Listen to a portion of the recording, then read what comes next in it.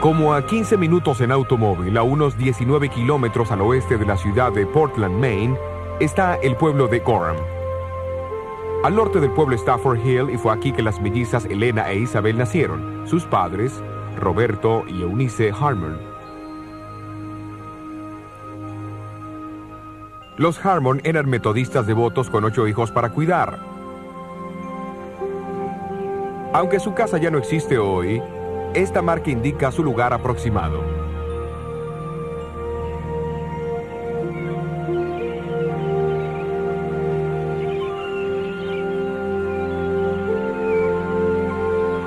Más tarde, la familia se mudó a la ciudad costera de Portland, donde Robert Harmon continuó con su oficio de hacer sombreros y la pequeña Elena asistía a la escuela de la calle Bracken. Pero a la edad de 9 años, su vida tomó un rumbo dramático en las manos de una celosa chiquilla de la escuela. No vales nada, Elena. Te voy a agarrar.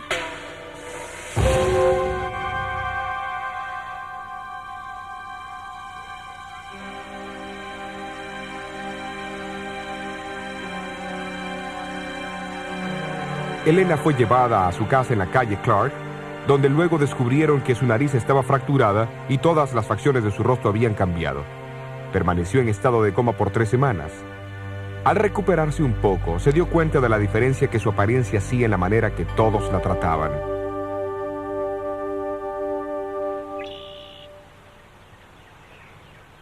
Elena Harmon trató de regresar a la escuela varias veces, pero los resultados del accidente casi la imposibilitaron estudiar y retener lo que aprendía.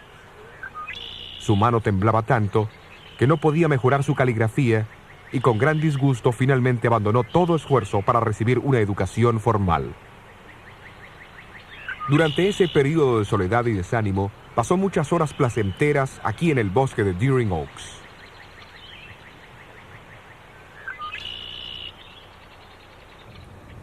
En marzo de 1840, Guillermo Miller llegó a Portland y presentó una serie de conferencias sobre la segunda venida de Cristo, en la iglesia que una vez estuvo en este sitio, en la calle Casco. La familia Harmon asistió a las reuniones y Elena más tarde escribió sobre Miller. Él trazaba las profecías con una exactitud convincente y mantenía hechizada a la muchedumbre.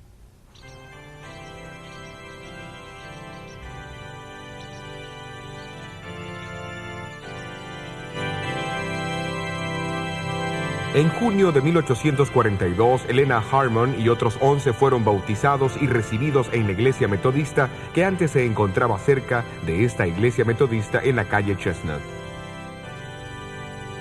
Pero su experiencia cristiana se entremezcló en momentos de desaliento. Sin embargo, la segunda visita de Miller a Portland confirmó su confianza en la segunda venida de Cristo, una confianza que compartió fervorosamente. No obstante, la aceptación de las enseñanzas de Miller por parte de los Harmon no obtuvo la aprobación de su iglesia. Aquí está el registro de la Junta Administrativa que se celebró en septiembre de 1843. El pastor se levantó y declaró que Roberto Harmon y su familia, incluyendo Elena Harmon, había apelado la resolución del comité que los había expulsado de la iglesia. Fue votado de común acuerdo mantener la decisión del comité en relación con su expulsión. Elena Harmon a menudo dijo que el año de 1844 fue el más feliz de su vida. Pero con decenas de miles de otros, la familia Harmon sufrió terriblemente cuando Jesús no vino el 22 de octubre.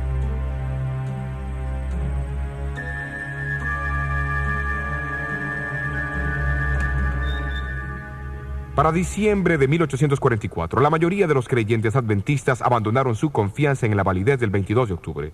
Elena Harmon y sus amigas habían aceptado que el cumplimiento de la profecía de los 2300 años todavía ocurriría en el futuro.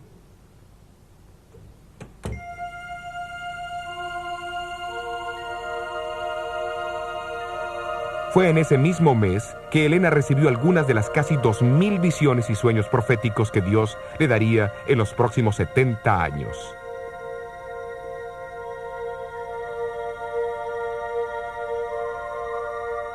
Durante estas visiones, ella quedaba completamente inconsciente de sus alrededores y como Daniel, cuando recibía una visión, no respiraba durante el tiempo de la revelación. Las visiones variaban en duración, de muy corto tiempo hasta casi 4 horas.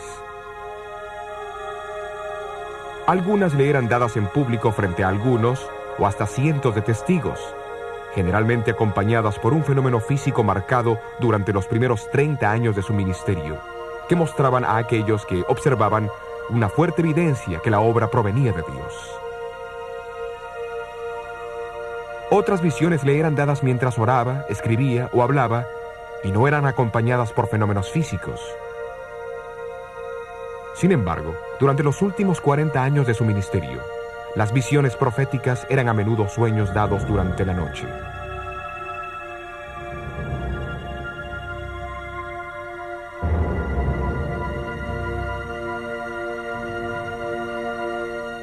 J.N. Loughborough, un pionero de la iglesia, pudo ver a Helena teniendo visiones públicas más de 50 veces. Él escribió que al comienzo de la visión la palabra gloria era repetida 3 veces, pero cada vez con más debilidad.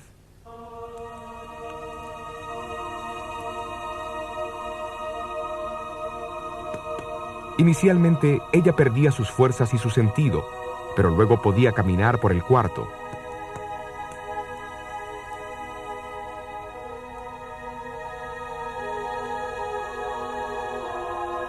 A veces hacía gestos con sus brazos y manos, aunque los presentes no podían moverlos de ninguna manera.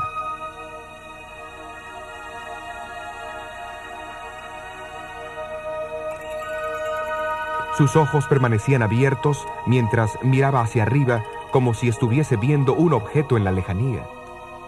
Aunque no respiraba, su pulso era regular y los colores de su rostro permanecían normales. Al final de la visión, parecía que sus alrededores estaban completamente oscuros. Su capacidad para ver hasta los objetos más brillantes volvía gradualmente.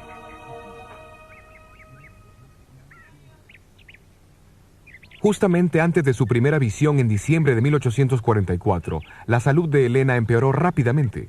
Parecía que la tuberculosis iba a terminar con su vida. En esta condición, ella respondió a una invitación de una amiga allegada, la señora Isabel Haynes, para visitarla a su casa, que quedaba al otro lado del puente en el sur de Portland.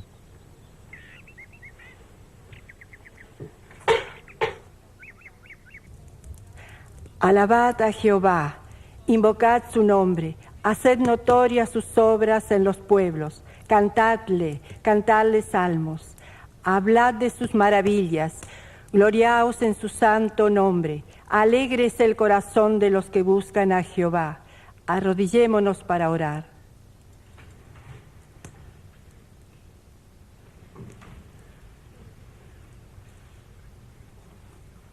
Cierta mañana, 3 mujeres jóvenes se unieron a Helena y a la señora Haynes para el culto. Cuando se arrodillaron para orar, el poder de Dios descendió sobre Helena y fue envuelta en una visión de la gloria de Dios. Experimentó la sensación de ascender más y más sobre la tierra. Se dio vuelta para buscar al pueblo adventista del mundo, pero no pudo encontrarlo. Mirando hacia arriba, vio un sendero recto y angosto en el que viajaban hacia la ciudad santa. Detrás de ellos había una luz brillante que el ángel le dijo que representaba el clamor de la medianoche del movimiento seguidor de Miller. Esta luz brillaba por todo el sendero y los prevenía de caerse. Al frente vieron a Jesús guiándolos hacia la ciudad y como a Pedro sobre las aguas, estarían seguros mientras mantuvieran sus ojos en él. Mientras la visión seguía, vio la segunda venida de Jesús junto con la resurrección del pueblo de Dios. También pudo presenciar la ascensión a la Nueva Jerusalén y vio algunas de sus maravillas. Cuando Helena compartió esta revelación con sus 4 amigas, pareció contestar algunas de las preguntas que las preocupaban. ¿Había Dios dirigido la experiencia del gran chasco? ¿El 22 de octubre había sido un cumplimiento de la profecía o una gran desilusión? Una senda angosta se extendía por encima del mundo. En esta senda, el pueblo adventista viajaba hacia la ciudad. La visión afirmaba que el mensaje del 22 de octubre fue la providencia de Dios. Era la luz detrás de ellos que iluminaba el sendero hacia la ciudad. Significativamente, esta luz había sido encendida al comienzo del sendero. Ellos habían esperado que ésta hubiese marcado el final del mismo, pero era bueno saber que Jesús conocía toda la experiencia y continuaría guiando a todos los que fijasen sus ojos en él. Como una semana después, ella recibió una segunda visión donde Dios formalmente la llamó a ser su mensajera. También le fueron mostradas las pruebas y la oposición que enfrentaría.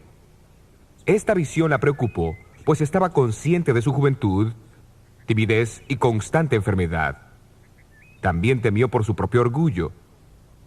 Sin embargo, aceptó el apoyo divino y comenzó a compartir lo que él le había mostrado. En eso, abrí mis ojos y vi un sendero recto y angosto, trazado por encima del mundo. Entre aquellos que la escucharon en Por 1845 este sendero, estaba Guillermo los Foy. adventistas viajaban hacia la ciudad que se encontraba al final del sendero. El Señor me mostró esa misma visión. Eso fue justamente lo que vi.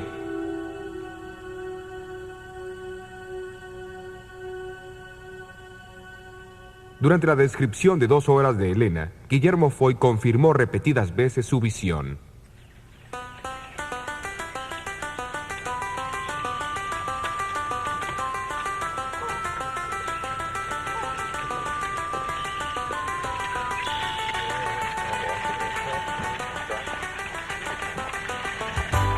A comienzos de 1845, Elena Harmon viajó al este de Maine para encontrarse con los adventistas de allí.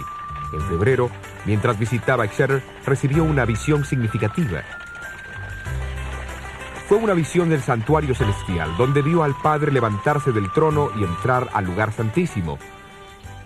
Jesús lo siguió y se presentó ante él como un gran sumo sacerdote para recibir su reino.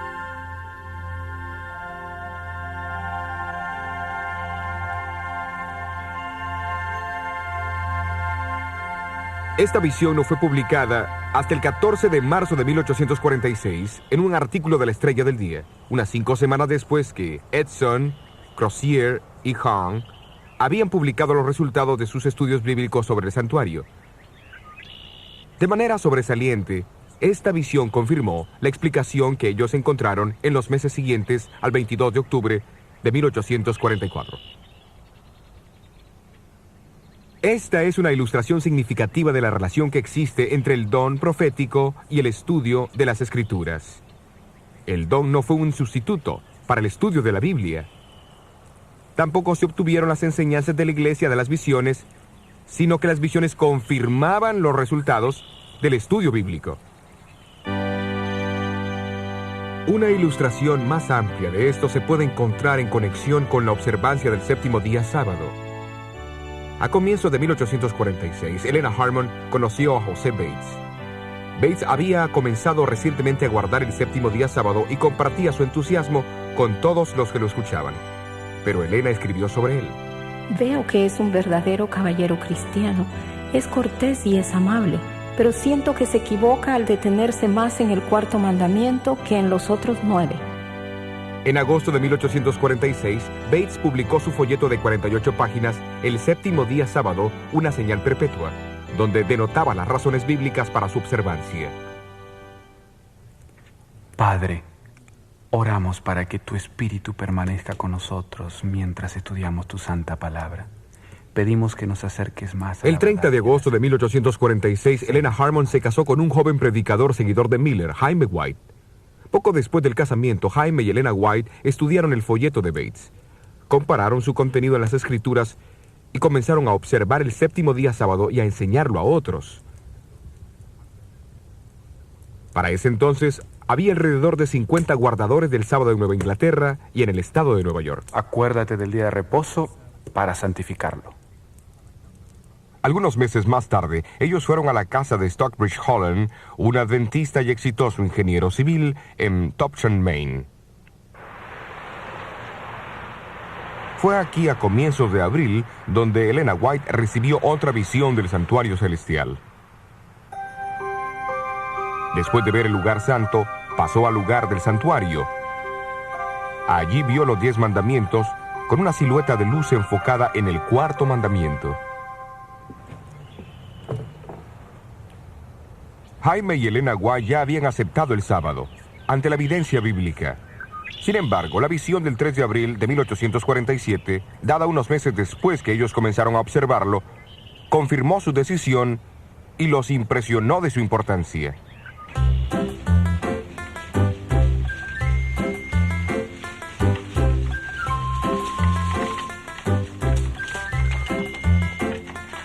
Mientras vivían en Topsham, los White aceptaron una invitación para asistir a una conferencia en Rocky Hill, Connecticut, en la casa de Alberto Belden. Esta conferencia fue más tarde identificada por Jaime White como la primera reunión general de los adventistas del séptimo día, aunque todavía no habían adoptado ese nombre. También fue una de las primeras 20 conferencias bíblicas de fin de semana, realizadas en abril de 1848 y diciembre de 1850.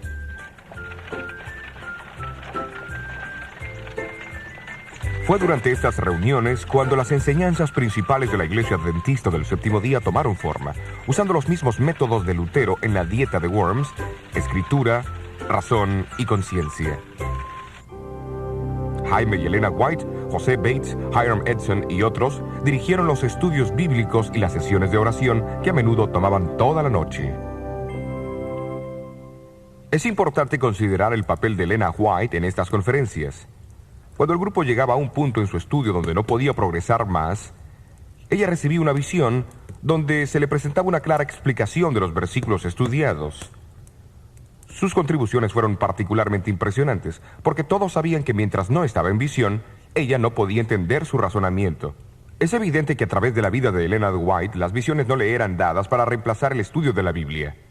A fines de 1888 escribió: Dios quiere que vayamos a la Biblia para conseguir la evidencia de las Escrituras.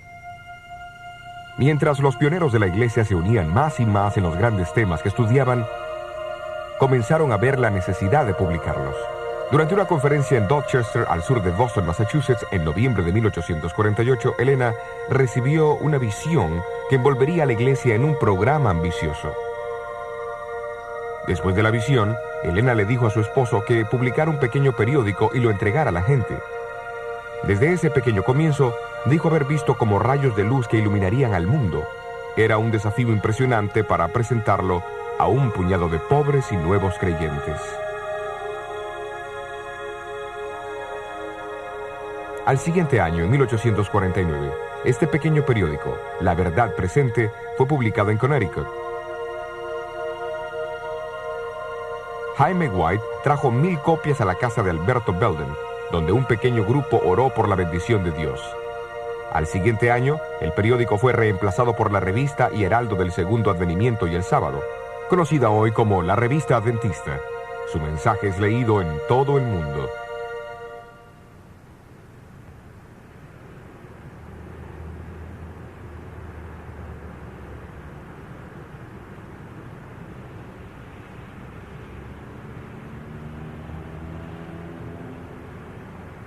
En 1875, los White estaban aquí en Battle Creek, Michigan, para asistir a un instituto bíblico y a la dedicación del primer colegio de la iglesia. Poco antes de la dedicación, Elena cayó muy enferma con una gripe maligna. Temiendo por su vida, algunos de los líderes de la iglesia se reunieron para orar. Mientras oraban, Elena no solo fue curada, sino que recibió una visión de 10 minutos. En esta visión vio al mundo envuelto en tinieblas. Luego, a través de la oscuridad, vio rayos de luz que brillaban más y más, iluminando otras luces hasta que todo el mundo estaba iluminado.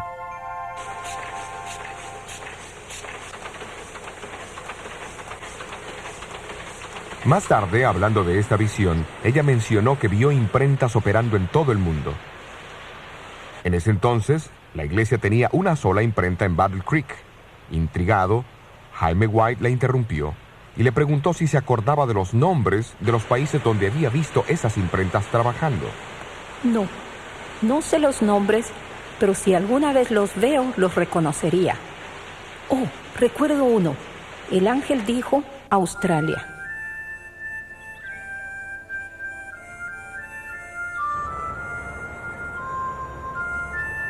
A fines de 1891, Elena White vino a Australia. Luego, después de llegar, visitó el establecimiento de la imprenta situado en Bess Street, Melbourne. Reconoció a las personas que operaban las impresoras y habló de las relaciones entre ellos. basándose en la revelación recibida 17 años antes.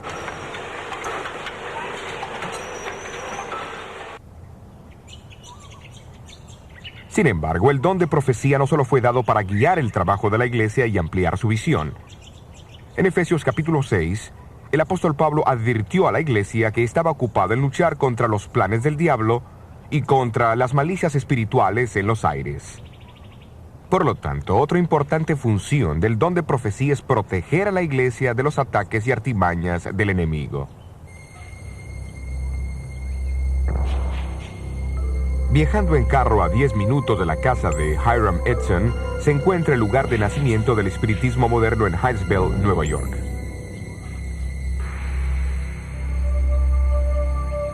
Fue aquí el 31 de marzo de 1848 que la familia Fox escuchó golpeteos misteriosos por primera vez. Luego se estableció una comunicación con la inteligencia que causaba tales ruidos.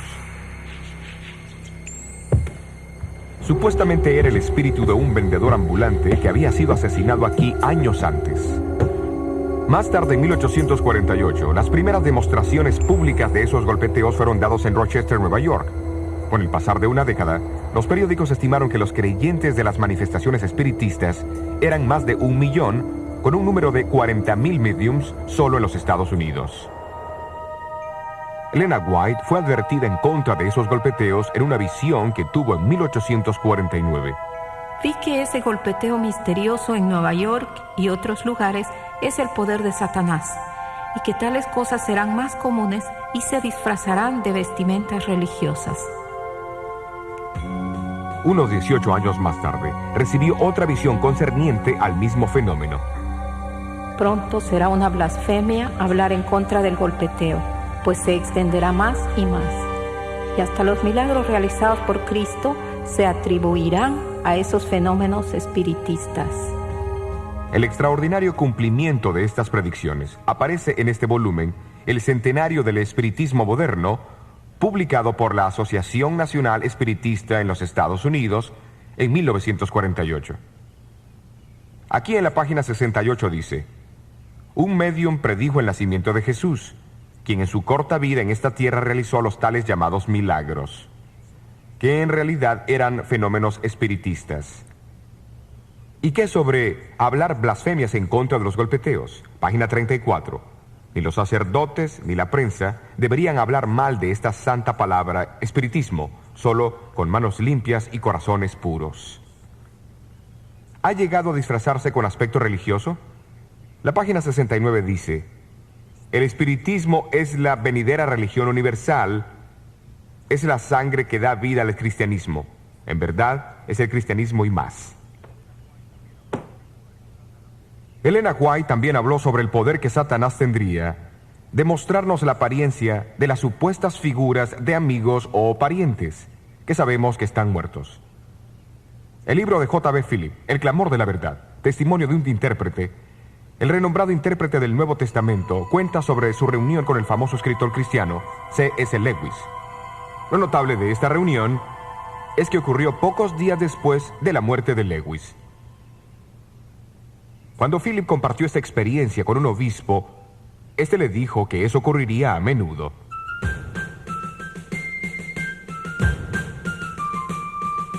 En 1861, Estados Unidos estuvo al borde de una crisis. Antes del sábado 12 de enero, 4 estados del sur se habían separado de la Unión, pero nadie esperaba la guerra. No fue hasta 3 meses más tarde que el presidente Lincoln requirió un ejército. Pero Dios conocía el futuro y advirtió a su pueblo de lo que vendría. El sábado 12 de enero de 1861 era una feliz ocasión para la iglesia adventista del séptimo día de Parkville, Michigan. Su nuevo edificio sería dedicado y varios de los líderes denominacionales estaban presentes, incluyendo a Jaime y Elena White. Por la tarde, cuando estaba por terminar su discurso, Elena White recibió una visión que duró unos 20 minutos. Al ser invitada a contar lo que había visto, ella solemnemente anunció que otros estados se unirían a la separación y habría una terrible guerra. Describió los sonidos y los hechos de las batallas y el sufrimiento de los prisioneros enfermos y heridos en los hospitales. vio hogares agonizando la pérdida de esposos, hijos y hermanos.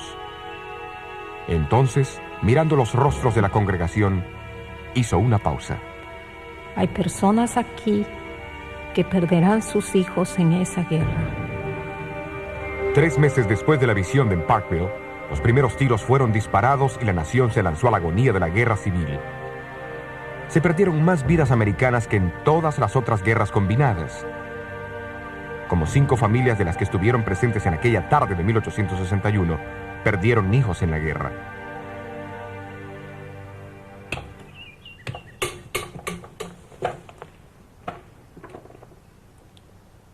Apocalipsis 12:17 identifica el testimonio de Jesús como una de las 2 características distintivas del pueblo de Dios antes de la segunda venida de Cristo.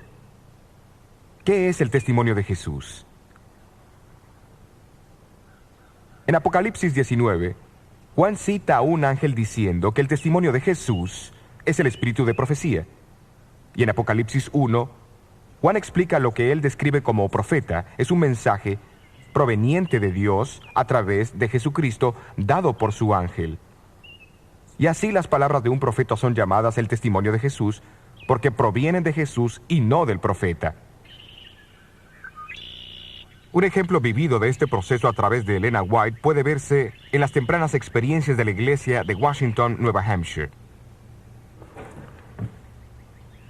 Fue aquí, en 1844, donde Guillermo Farnsworth declaró su intención de guardar el 7º día sábado, y aquí se estableció una congregación guardadora del sábado.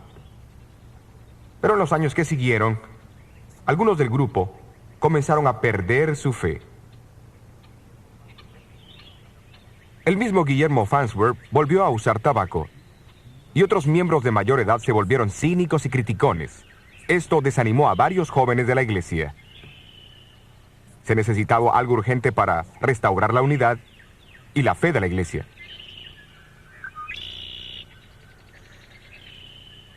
Justamente antes de la Navidad de 1867, los White y J.N. Andrews visitaron Washington.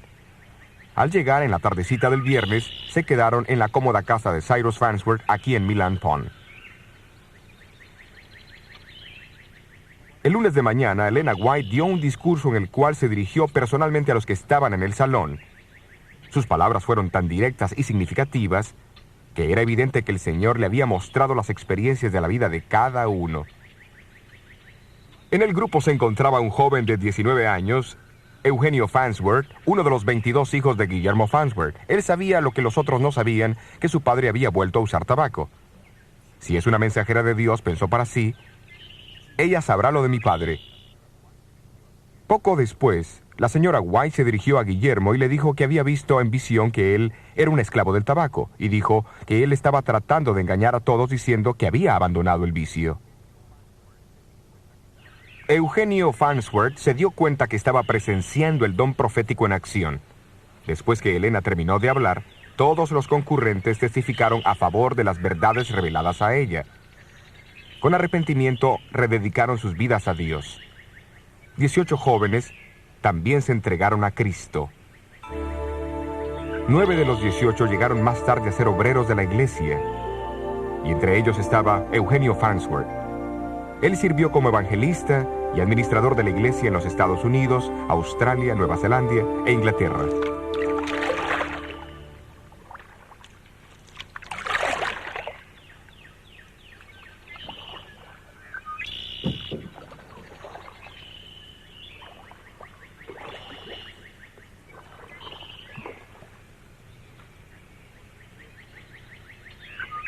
¿Por qué Dios envió a su mensajera a esa iglesia? ¿Por qué Dios ha dado el testimonio de Jesús o el espíritu de profecía a su pueblo remanente? La respuesta a ambas preguntas es la misma.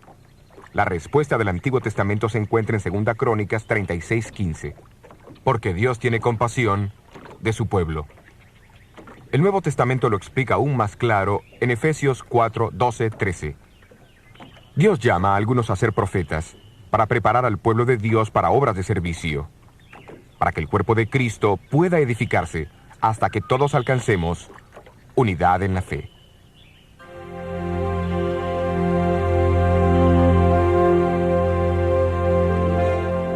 Elena Goldwhite, esposa, madre, escritora y mensajera de Dios. Elegida aunque era la más débil de los débiles, llegó a ser una torre fuerte para un pueblo llamado por Dios en los últimos días de la historia de este mundo. La Iglesia Adventista del Séptimo Día.